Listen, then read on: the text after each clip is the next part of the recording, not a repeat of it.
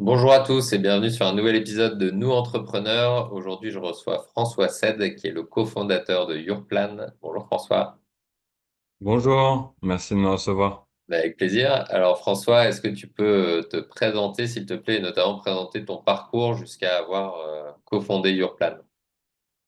Bien sûr. Moi, j'ai fait des études en informatique. À la base, j'étais développeur, surtout, on va dire, back-end. Et à la fin de mes études en informatique, j'ai décidé de lancer un programme de gestion d'événements. Ok. Et c'est là où j'ai commencé à mettre les doigts dans l'entrepreneuriat et progressivement, en fait, cette envie de créer une application pour gérer des événements entre amis s'est transformée en une entreprise qui est maintenant un grand gestionnaire d'événements et on édite un logiciel de gestion d'événements avec une grosse partie billetterie qui s'appelle Yourplan. Ok. Alors, tu es allé très très vite. Je reviens un petit peu en Ouais. arrière du coup. Donc, cette appli, enfin, à la base, tu as commencé à lancer cette appli. Tu parlais entre amis. Est-ce que c'était directement dans l'objectif d'en faire une boîte? Est-ce que au début, c'était pour te faire la main sur un cas pratique? Enfin, dans quel cadre ça s'est fait? Et quand est-ce qu'il y a eu un déclic sur Ben, l'entrepreneuriat? En tant que développeur et pendant les études, on avait beaucoup de temps et on faisait que ça de la journée. Donc, on était très au courant des dernières innovations, on va dire. Et on voyait, 2011, c'est l'arrivée de l'iPhone 2 ou 3, je crois, et puis les premiers Android. Donc, on s'était dit que, on pourrait sortir une application qui permet aux gens de s'organiser de manière un peu sociale. On voulait faire un Facebook de l'événement. À l'époque, c'était très en vogue de dire on fait le Uber de ci, le Facebook de ça, le X et voilà. Donc on a décidé de se dire on va refaire Facebook, mais vraiment spécialisé sur l'événementiel, avec la possibilité entre amis de s'organiser, par exemple de proposer un sondage, de se dire quand on est dispo, de mettre la liste de courses pour le barbecue et puis d'avoir le trajet et les conversations entre amis directement dedans. D'accord. Et tu dis on, c'était directement une aventure collective? Ouais, on était quatre associés au départ. Maintenant, je suis un des seuls fondateurs de cette époque. J'ai un nouvel associé qui m'a rejoint l'année d'après, en fait. Mais au début, ouais, on était quatre. Ok. C'était une composition que de développeurs et il y avait le directeur de notre école qui avait aidé l'entreprise en nous incubant un peu dans les locaux. Lui, il voulait participer aussi pour qu'on démarre bien. Euh, voilà. Ok. Et alors, tu t'as parlé de réseau social, d'événements, etc. Alors, Yourplan, ça sûrement beaucoup connaissent déjà, mais est-ce que tu peux nous donner l'unicité de votre offre et à qui vous vous adressez exactement? Mhm. Donc, l'époque du réseau social, il s'est transformé progressivement au fil des âges pour devenir un gestionnaire d'événements pour les professionnels. On a basculé du particulier au professionnel et encore plus après le Covid. On pourra peut-être en reparler après. Mais nous, aujourd'hui, on édite un logiciel d'événements à destination des professionnels de l'événementiel, avec comme fonctionnalité principale la gestion des participants et on va dire ce qu'on appelle les points de contact avec les participants. Ça veut dire la billetterie, le contrôle d'accès, la vente sur place. Donc ça, c'est ce qu'on appelle l'accueil, la réception des gens sur place. Et ensuite, on va avoir une partie gestion de la communauté, c'est-à-dire gestion de toutes les données qu'on va récupérer pour pouvoir communiquer régulièrement avec les gens qui sont fans de l'événement ou les professionnels qui sont allés sur l'événement pour créer du business. Notre objectif, c'est de soutenir en fait la création de liens, que ce soit dans la culture ou dans les événements professionnels. Ok. Et ouais, donc tu parles culture, événements professionnels, vous vous adressez plutôt à quoi? Des gros événements, des petits événements? Est-ce qu'il y a une Nous, spécificité? alors, notre spécificité aujourd'hui, c'est les gros événements, ce qu'on appelle one-shots, c'est-à-dire qu'on est capable de gérer un grand flux de personnes sur un événement ponctuel. C'est-à-dire que notre force, ça va être les salons grand public. Donc, il va y avoir 3 jours d'installation. Il va y avoir 3 jours où, du coup, les visiteurs vont venir sur le salon. On va travailler avec des foires, des salons comme des salons du randonneur, par exemple, le salon chocolat, des salons en fait à thématique communautaire très forte. Ce qui marche le mieux en ce moment aussi, c'est tout ce qui est Geek Days, salon du Japon, salon de l'Asie, etc. Ça marche très bien. Et de l'autre côté, on va retrouver tout ce qui va être festival, euh, conférences, foires, on va dire, de l'autre côté des salons. Voilà. Ok. Et quelle est tu parlais du Covid tout à l'heure et tu proposais de revenir dessus. Qu'est-ce que ça a impacté? Donc j'imagine sur le coup, bah, il n'y avait plus d'événements, mais comment est-ce que vous avez traversé ça et qu'est-ce qu'à la limite ça a pu transformer dans votre modèle aujourd'hui? Ben, pendant le Covid, on a beaucoup, en fait, donc déjà, on a fait un bon temps de pause et ça nous a permis de réfléchir un petit peu à ce qu'on pouvait faire et comment on allait traverser cette période. Ça a permis, vu qu'il y avait plus d'exécution spécialement, de passer du temps sur, du coup, la discussion et la recherche de partenaires. Et plus ben, je rencontrais d'autres prestataires autour de l'événementiel, par exemple des gens qui faisaient du live streaming, des gens qui essayaient de faire des applications mobiles d'animation communautaire à distance, des logiciels de vote quand on regarde une vidéo. Et ben, j'ai compris que de travailler à plusieurs et avec plusieurs professionnels, c'était quelque chose de très... ça facilite l'innovation, en fait. Mhm. Et que du coup, de travailler à plusieurs, ça amène des spécialistes. Et du coup, on a tout de suite eu envie de créer une plateforme ouverte. Donc, Ok. dans le but d'amener rapidement de la technologie à l'événementiel. Parce qu'on s'est dit que pour bien redémarrer, il allait falloir trouver de la marge, trouver des nouveaux usages. Et pour ça, ben, quand on est une petite équipe à la sortie du Covid, on ne pouvait pas réinventer toutes les technologies ou les intégrer toutes. Donc, en devenant une plateforme ouverte, on allait pour permettre du coup de faciliter l'intégration à notre plateforme.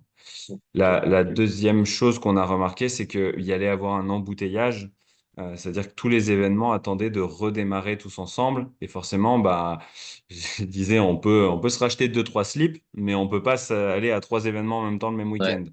Donc, ça allait être un peu la guerre. Donc, il allait falloir apprendre encore plus qu'avant à se démarquer.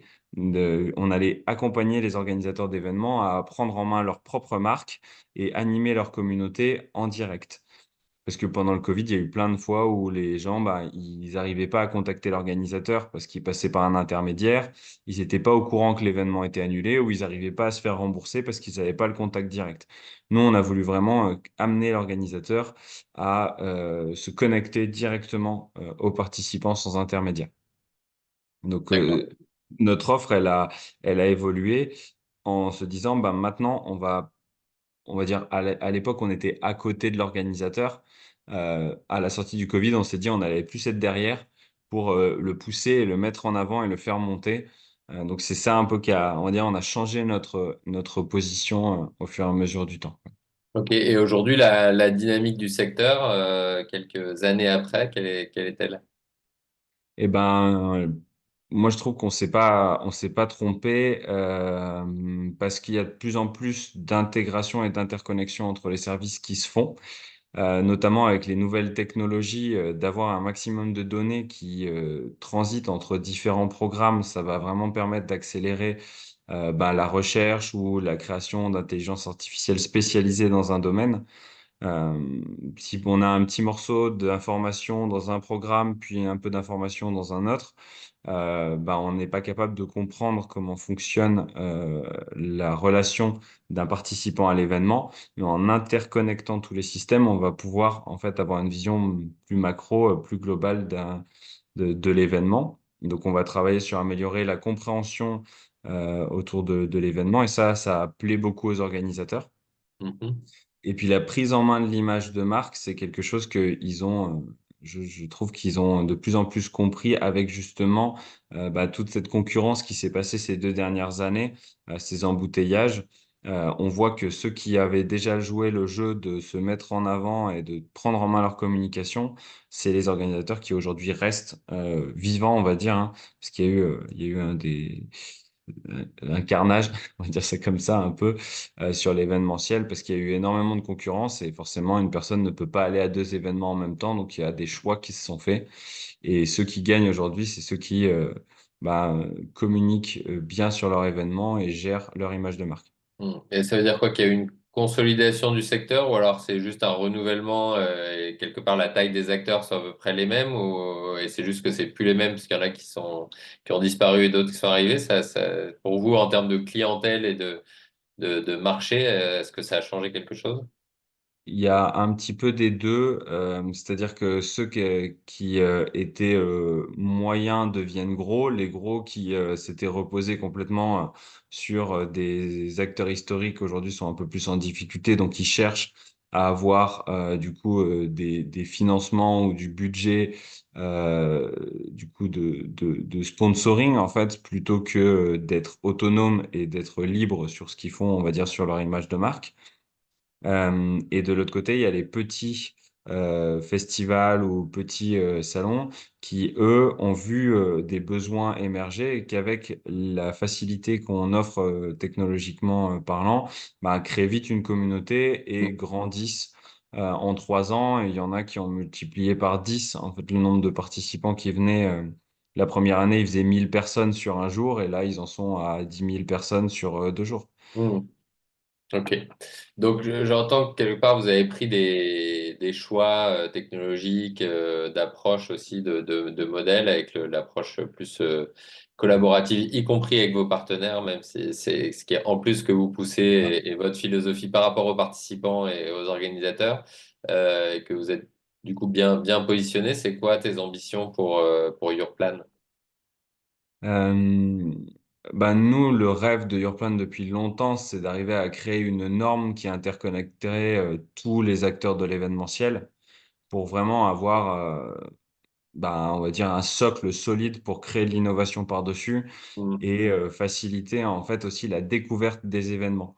Aujourd'hui, comme il y a plein d'outils qui ne se parlent pas, on ne peut pas savoir, par exemple, qu'il y a un super spectacle de théâtre en bas de chez soi, comme il y a un peu plus loin le salon je dis n'importe quoi, mais du chocolat qu'on adore. Ouais. Donc, en fait, on n'a pas de vision globale du marché et on n'est pas capable aujourd'hui d'aller proposer de la visibilité à ces événements parce que il va falloir les chercher sur plein de plateformes. C'est un peu le boom, si je reprends l'histoire, c'est le boom qui s'est passé sur le transport ou sur l'aviation, par exemple, quand il y a eu une norme, il y a eu les comparateurs, il y a eu les moteurs de recherche de vol, on a pu faciliter l'accès à l'aviation, trouver les meilleurs prix, et Hmm. donc du coup, le secteur a été d'un coup augmenté, quoi. La taille du marché a augmenté aussi parce qu'il y a plus de gens qui voient l'offre. C'est pour ça que pour moi, il faut tous ensemble, enfin tous les acteurs, les organisateurs, les participants, les concurrents, qui votent, qui poussent, on va dire surtout pour qu'il y ait cette interconnexion entre tous, quoi. Et donc, l'ambition, c'est que Yourplan soit l'agrégateur, le point central de cette norme, c'est ça? Non, nous, on voudrait que cette norme, elle soit open source et partagée par tout Ok. le monde, un peu comme une norme de Wi-Fi ou des normes qu'il y a sur Ouais. Internet, sur le HTTP pour se connecter à un site. Nous, l'idée, c'est de fournir en fait une norme que tout le monde implémente et que ça permet les connexions super faciles entre les gens. Je prends l'exemple du Wi-Fi, c'est la plus simple, c'est que n'importe quel constructeur de téléphone implémente la norme Wi-Fi et je veux dire, toi, si je t'invite à boire un coup chez moi et que je te donne mon Wi-Fi, tu tapes le mot de passe, tu es connecté au Wi-Fi. T'as Ouais. pas eu à faire beaucoup de choses pour accéder à la technologie. L'idée, c'est de faire pareil avec tous les prestataires aujourd'hui d'événementiel, c'est qu'en ayant ce socle commun d'interconnexion, on va pouvoir facilement amener de l'innovation. Et derrière, il y a eu plein d'usages autour du Wi-Fi qui sont apparus. Et moi, je voudrais la même chose dans l'événementiel. Ok, top. Et quand tu te projettes un peu là, dans ce monde-là, tu vois des défis pour Yourplan. Quels sont les prochains challenges pour toi et pour l'entreprise? Alors, nous, les prochains challenges, ça va être de continuer de créer en fait ces interconnexions et ces partenariats. Plus on est ouvert, plus ça aussi implique du travail à plusieurs. Donc, comment on va s'organiser dans l'entreprise pour travailler avec plein d'autres personnes sont pas forcément internes à l'entreprise, ça va être un challenge. Euh, il y a aussi tout ce qui est, je dirais, pour Urplan, c'est un peu plus interne, mais c'est l'organisation de l'équipe par rapport à la croissance. On est 16, 17, mais on augmente un peu chaque année. Donc il y a une taille aujourd'hui de l'entreprise qui va faire qu'il va falloir en interne bien s'organiser et avoir un bon partage de la connaissance, une bonne gestion de projet pour justement qu'on travaille bien tous ensemble. Et puis, le plus gros challenge, ça va être, bah, si on revient à la norme, d'essayer de convaincre ceux qui étaient complètement fermés de s'ouvrir parce que bah, forcément, quand on s'ouvre, on est plus propice à la concurrence. Donc, ceux qui ont eu l'habitude de travailler pendant des années en socle fermé et qui essayent d'enfermer un client dans leur écosystème, bah, ils vont potentiellement perdre une partie du chiffre d'affaires. Mais s'ils sont bons dans un domaine, ils vont forcément absorber une partie du marché en contrepartie. Ouais. Et le marché en soi, à la fin, devrait grossir. Donc potentiellement, il devrait quand même on devrait quand même tous y gagner à la fin, quoi. Tu parlais d'organiser autant quelque part l'externe que l'interne. Qu'est-ce que tu projettes comme changement pour toi en tant que chef d'entreprise là-dessus? Bah, c'est comment on passe à la prochaine étape. Et si on passe à la prochaine étape, on va dire, dans 3 ans, imaginons qu'on soit 30, 40, c'est comment on va travailler à un nombre aussi grand dans l'entreprise. Euh, on va dire que nous, le maximum qu'on a été, c'est une vingtaine avant le Covid. Là, on est revenu à 12 à la sortie du Covid, puis on réembauche progressivement là, sur les dernières années. Euh, c'est que je vois que quand on atteint 20, une vingtaine, on va dire, il y a toujours un petit peu d'organisation à avoir. Surtout qu'en plus, on implique de plus en plus de gens autour de nous aussi en externe. Donc, c'est toute cette organisation, en fait, du travail et de la vie ensemble, qui me semble être cruciale pour la suite, parce que je crois en notre produit et je pense qu'on a des gens super compétents pour le vendre. Donc, c'est plutôt comment on va travailler ensemble pour continuer ça que comment notre produit va continuer de croître en fait. Ok, très bien. Si on revient un petit peu, tu fais un petit regard sur les dernières années, quel est l'apprentissage le plus important que tu as eu en tant que chef d'entreprise? Euh, Moi, je dirais c'est documenter et bien accueillir. Euh, je pense qu'on sous-estime en fait le moment où la première en fait comment dire, la première image qu'on va renvoyer en tant qu'entreprise quand on accueille quelqu'un. On fait 3 entretiens d'embauche, ok, ça, 3, 4, 5, 7, ça dépend si on est Ouais, Google. Mais en général, on n'a pas le temps d'en faire non plus des 1000. Euh, donc, ce qu'il faut, c'est bien embarquer la personne dans la mission de l'entreprise, bien lui expliquer tous les process, bien avoir une documentation pour la rendre la plus autonome possible. Et je pense que le point le plus important, c'est vraiment cette phase des 2, 3 premières semaines, ouais, d'accueillir du mieux possible, de faire rencontrer les gens, de lui donner un livret d'accueil, d'avoir de la documentation, pouvoir tester le produit, surtout dans des produits complexes qui aujourd'hui, nous, on doit avoir, je dirais, plus de 10 000 combinaisons possibles d'options pour créer un événement. Donc, si quelqu'un débarque et on lui dit, tiens, voilà, va vendre ça ou aide les organisateurs à comprendre ça, la personne, elle va avoir un temps de formation ouais.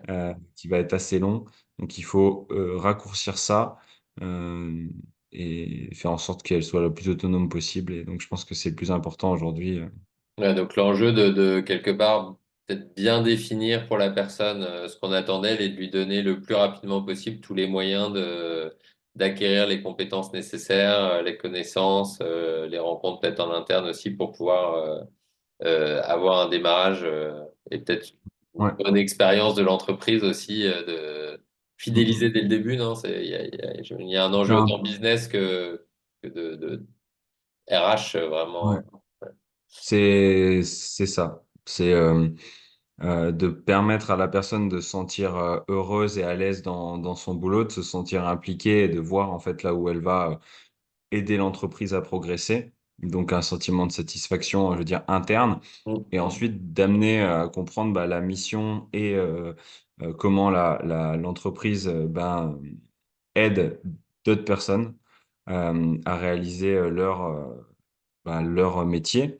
Et donc, bah, cette satisfaction qu'on a aussi en externe, quand un organisateur, bah, enfin, surtout, je dirais le meilleur moment, le meilleur moment nous, dans notre accueil, c'est quand les gens vont aller sur la première fois sur un événement à 10 20 000 personnes et ils vont aller se poser à l'accueil et ils vont voir 10 000 personnes arriver avec un billet dans Ouais, la main où c'est nous qui leur avons fourni, qu'on les a inscrits.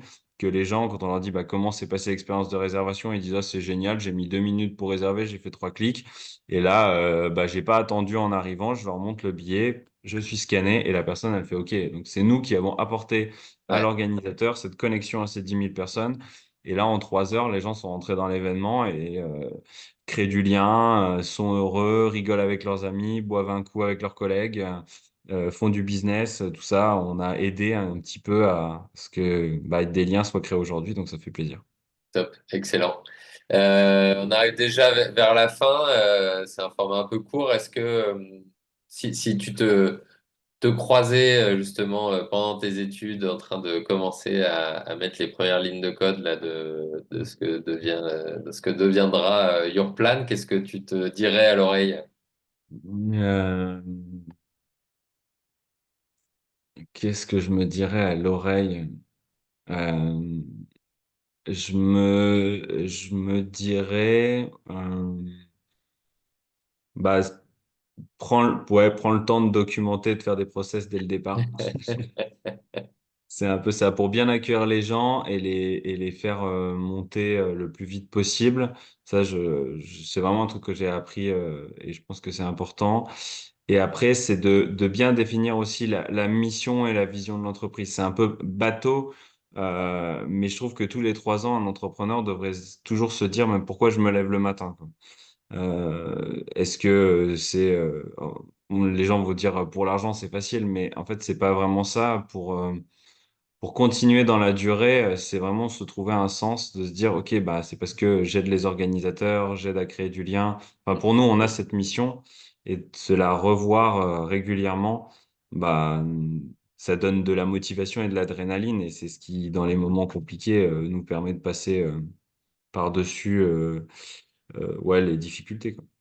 Ok, top. Bah, écoute, merci beaucoup François. Est-ce que tu as un dernier message ou un appel? Qu'est-ce que les gens qui nous écoutent, entrepreneurs du Rhône, peuvent faire pour toi, pour Your Plan? C'est un appel à la communauté. T'aimes bien la Euh, communauté, donc Bah, pour moi, c'est tout simplement de parler d'Urplan et de nous mettre en relation avec des organisateurs d'événements qui partageront les valeurs que j'ai décrites avant, la volonté de créer du lien, de créer une expérience pour les gens qui viennent et de faire en sorte qu'il y ait un souvenir qui se crée. Ça, c'est assez important. Si des gens connaissent des organisateurs qui ont cette ambition, ben, travailler ensemble, je pense qu'il y aura un bon match. Et puis, pareil, si des gens, à l'inverse, je veux dire, la communauté veut discuter ou a des questions aussi, moi, je serai disponible pour prendre un café ou une bière, ça dépend de l'heure. top. On mettra tes coordonnées dans la description de l'épisode et c'est génial. Merci pour ta disponibilité. Merci encore d'avoir répondu à mes questions et puis à très bientôt sur un nouvel épisode de Nous Entrepreneurs. Ciao.